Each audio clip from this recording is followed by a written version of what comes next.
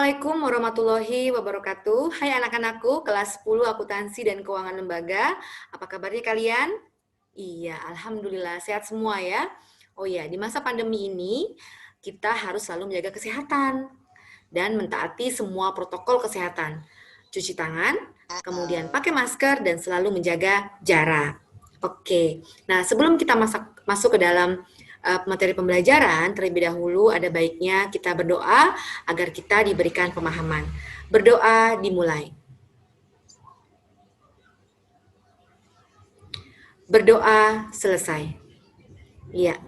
Oke, anak-anakku, sepertinya kalian sudah cantik-cantik dan ganteng-ganteng, sepertinya sudah siap, ready untuk mengikuti pembelajaran online Ibu ya. Oke, jangan lupa isi absen dulu di Google Classroom seperti biasa, oke? Iya. Nah, supaya tambah semangat, Ibu akan ngasih semangat kalian nih, ya. Kalau Ibu bilang, "Are you ready, students?" Kalian jawab ya, "Yes, yes, yes," gitu ya. Oke. 1, 2, 3. Are you ready, students? Yes, yes, yes. Oke, good job. Terima kasih. Nah, anak-anakku, seperti biasa, pada saat kita atau sebelum kita memulai pelajaran, Ibu akan memberikan aturan terlebih dahulu di kelas maya ini, ya. Aturannya adalah Zoom Agreement. Atau kalau kita pakai Google Meet, bisa Google Meet Agreement ya, fleksibel saja. Ya. Untuk aspek pengetahuan, yaitu KD 3.6, menerapkan persamaan dasar akuntansi. Sedangkan untuk aspek keterampilannya yaitu 4.6 membuat persamaan dasar akuntansi. Nah, tujuan pembelajaran kita kali ini adalah pertama, mampu menganalisis persamaan dasar akuntansi. Yang kedua, mampu membuat pencatatan transaksi pada persamaan dasar akuntansi. Dan yang ketiga adalah mampu menyusun laporan keuangan dengan cermat dan teliti, penuh tanggung jawab, disiplin, jujur, dan mampu berkomunikasi dan bekerja sama dengan baik. Dan kita review dulu nih, Ibu review dulu materi sebelum ini ya. Materi sebelum ini adalah membahas tentang konsep persamaan dasar akuntansi. Iya, betul. Apa rumus persamaan dasar akuntansi? Iya, rumusnya adalah harta sama dengan utang tambah modal. Betul. Nah, intinya akuntansi adalah tentang kamu punya apa dan uangnya dari mana. Nah, konsep inilah yang kemudian mendasari timbulnya atau adanya persamaan akuntansi atau accounting equation, yaitu harta sama dengan utang tambah modal. Ya, pada pertemuan sebelumnya, Ibu telah memberikan tugas kepada kalian, ya, bagaimana caranya menganalisis transaksi-transaksi yang terjadi pada perusahaan A, ya. Nah, seperti ini kemarin kan tugas kalian? Oke, ya. Nah, ini tugas kalian ya kemarin ya. Ada 9 transaksi ya, Nak. Kurang lebih ada 9 transaksi. Transaksi 1 sampai dengan transaksi 9. Nah, ini ya, masih ingat ya, kalian sudah mengerjakannya. Nah, Ibu kemudian akan menjelaskan kepada kalian melalui atau bagaimana cara menganalisanya melalui tabel persamaan dasar akuntansinya. Ya, jadi sekalian kalian bisa membuat tabelnya, tabel persamaan dasar akuntansinya.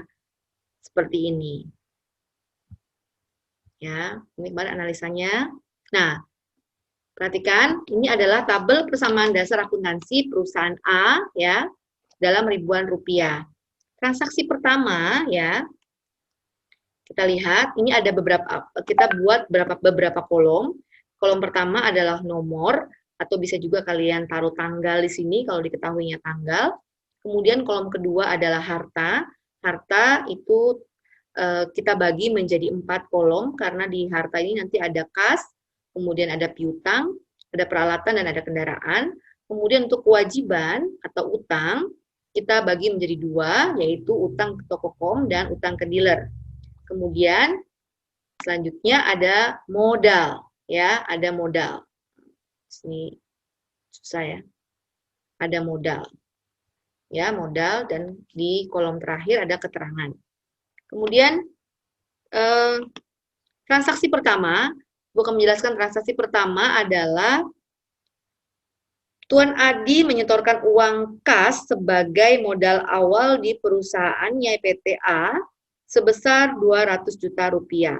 Nah, transaksi yang berpengaruh adalah ya penyetoran modal dengan menggunakan uang tunai pastinya akan menambah kas, ya, secara logika kasnya akan bertambah, ya, sebesar 200 juta rupiah, dan karena dia menyetorkan sebagai modal awal, maka otomatis modalnya juga bertambah sebesar 200 juta rupiah. Kemudian yang kedua, transaksi kedua adalah sudah pasti karena dia membayar, ada yang dibayarkan secara tunai yaitu sebesar 150, maka akan mengurangi hartanya berupa kas sebesar 150 juta, ya. Kendaraannya sendiri bertambah, ya. Sejumlah total kendaraannya yaitu 450 juta, dan di sebelah kiri kanannya ada penambahan hutang, ya, penambahan kewajiban yaitu hutang kepada dealer sebesar 300 juta rupiah. Kemudian transaksi ketiga, transaksinya berupa peralatan akan bertambah sebesar 10 juta. Kemudian karena dia membayarnya secara kredit, atau membelinya secara kredit, maka utangnya ke toko kom akan bertambah sebesar 10 juta rupiah. Kemudian transaksi keempat adalah di sini karena dia berkurang, ya, kasnya. Kemudian yang berpengaruh apa lagi? Yang berpengaruh adalah peralatannya, yaitu penambahan peralatan, kan? Iya, komputernya bertambah. Sebesar berapa? Sebesar harga komputer tersebut, yaitu 14 juta rupiah. Kemudian transaksi kelima itu adalah bayar utangnya semuanya keseluruhan dibayarkan, maka kasnya pasti akan berkurang. Sebesar berapa? 10 juta. Apalagi yang berpengaruh? Iya, yang berpengaruh adalah utangnya ke toko kom akan berkurang sebesar 10 juta rupiah. Ya, ini dia. Nah, kemudian transaksi ketujuh adalah bayar gaji karyawan, berarti kasnya berkurang, ya. Bayarnya pakai uang kas, berarti kasnya berkurang 13 juta. Kemudian apalagi yang berkurang? Atau apalagi yang berpengaruh? Yang berpengaruh adalah modalnya. Ya, jadi modal ikut berkurang juga, ya, untuk pembayaran beban-beban itu akan mempengaruhi modal, ya, menjadi berkurang. Kemudian transaksi ke-8 adalah yang kita sebut sebagai piutang, ya. Nah, harta atau berupa piutang akan bertambah sebesar 8 juta. Nah, kemudian yang berpengaruh lagi adalah modalnya. Modalnya juga akan bertambah sebesar 8 juta rupiah. Kemudian transaksi terakhir yaitu transaksi 9, dia membayar, dia mendapatkan uang kas, ya kan? Mendapatkan uang kas sebesar 6 juta rupiah, maka harta berupa kas akan bertambah sebesar 6 juta, tapi karena sudah dibayarkan oleh pelanggan, maka piutang kita jadi berkurang, ya. Piutang kita berkurang sebesar 6 juta rupiah. Nah, antara sisi kiri dengan sisi kanan haruslah seimbang, ya. Harus sama, yaitu 525 juta rupiah. Jadi sudah balance. Oke? Apakah kalian sudah paham sampai sini? Semoga kalian memahami apa yang sudah Ibu jelaskan tadi. Nah, sebagai tugas kelompok, ya, tugas nanti akan Ibu share dengan PDF, ya, melalui WhatsApp group atau melalui Google Classroom, ya, di PDF, file PDF. Nah, kalian bisa lihat tuh di situ, kalian kerjakan secara berkelompok, ya. Lakukan analisa terhadap transaksi, kemudian buatkan tabel persamaan dasar akuntansinya. Nah, kemudian kita bisa simpulkan, ya. Kesimpulan dari pertemuan kita pada kali ini adalah yang pertama bahwa akuntansi itu intinya adalah pertanggungjawaban, ya. Kamu punya apa dan uangnya dari mana. Yang kedua, bahwa aktiva itu harus sama dengan pasiva. Jadi ini adalah basic accounting equation-nya, ya, persamaan dasar akuntansinya, bahwa harta itu sama dengan utang ditambah modal. Nah, kesimpulan ketiga adalah antara aktiva dan pasiva itu haruslah seimbang. Tidak boleh tidak seimbang, ya. Harus seimbang atau dalam bahasa akuntansinya kita sebut sebagai balance.